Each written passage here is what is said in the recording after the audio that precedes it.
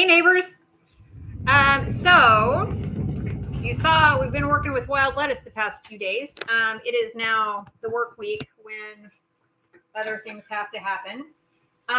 So what I'm doing here is I had chopped up some cabbage for some salad and half bell pepper.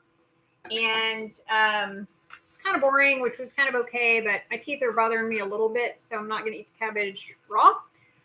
So I'm just stir frying it up with these buds. You can see these are the same buds. And there's my oven. But this is really nice. I use I can't get good olive oil in the middle of the country. If you think you can, it means you haven't lived outside the middle of the country. But it's always too musty, which means it was overheated in the truck. It wasn't climate controlled, which is almost all the olive oil. So even the good stuff gets here and it's pretty trash. So I've been using this instead, an organic sunflower oil from Napa, and it happened to be a good price, and so I bought it. But it works really, really well. It'll still brown for you, but you got to really want it. But also the olive oil in my oven, it just like makes everything smell really musty. I don't love how it does that. So this is going to be quite a nice little dinner. This would actually be really nice with some tomatoes, but I don't have any fresh tomatoes. I usually wouldn't even do the bell pepper because they are things that do inflame the body. I'm gonna do these a little bit longer. And do we want to add anything? I added a little bit of red pepper, and I'm gonna put this last little bit of vegetable broth. I don't use vegetable broth a lot. Okay, smells like everybody's okay. So I'm going to just go ahead and let that reduce down real quick. That'll finish off the buds as well, which I put in a little bit after the cabbage because that's when I thought about it. So,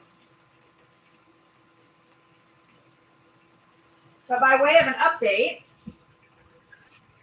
the last video, I know you saw that we did some juicing of the wild lettuce. It was fabulous. It's still fabulous. I froze it and it thawed out. It's still really good. It freezes better than dandelion, but it's otherwise very similar to dandelion. To me, it has a little rounder flavor, but that may be because I have to buy dandelion at the grocery store, and this is like outside my yard. That's probably the only reason. So I suspect that the reason it looks like dandelion leaves, red pepper, is because it's the same darn plant. One which bolts and one which doesn't bolt. I don't have any dandelions as I know them in this yard, like at all. But you know what I have? I have a lot of wild lettuce. And guess what? They're both tap roots. So I suspect they're the same plant. So there you go. I'm just going to reduce this broth down a little bitty bit. When it's all the way reduced down, then I'm going to add in a little bit of this dressing that I have, the sesame ginger that Annie's makes. Some of their stuff I don't love. It's pretty sugary, but this one, it's a pretty solid product. So that's what I'm going to do.